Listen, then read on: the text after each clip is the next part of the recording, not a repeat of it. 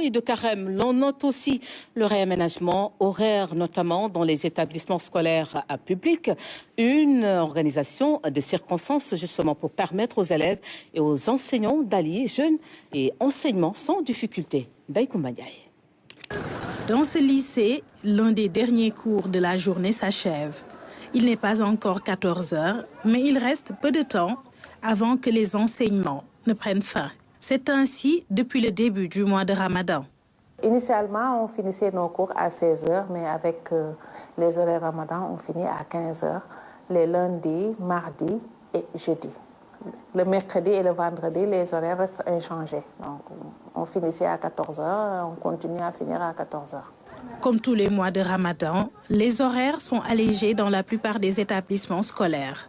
Les cours débutent toujours à 8 heures, mais se terminent plus tôt.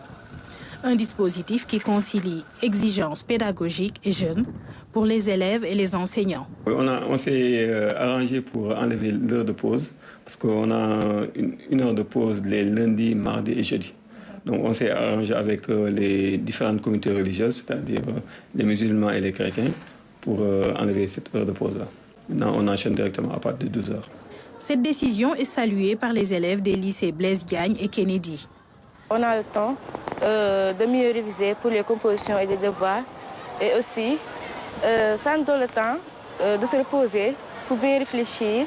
Et tout, en même temps, ça nous a permis de bien se rattraper pour les devoirs et tout, pour avoir une meilleure note. Ça nous permet de rattraper les heures de prière, de ne pas rater certaines heures de prière aussi.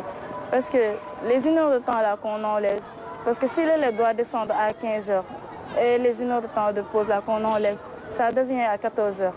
Donc ça lui permet de rentrer chez elle et de bien réviser aussi. Avec le ramadan, il faut descendre tôt. Il y a certains qui habitent très loin. Bon, il faut descendre tôt pour éviter la circulation et tout, pour arriver à l'heure. Le défi majeur est de permettre aux élèves de concilier parfaitement jeûne et études durant cette période.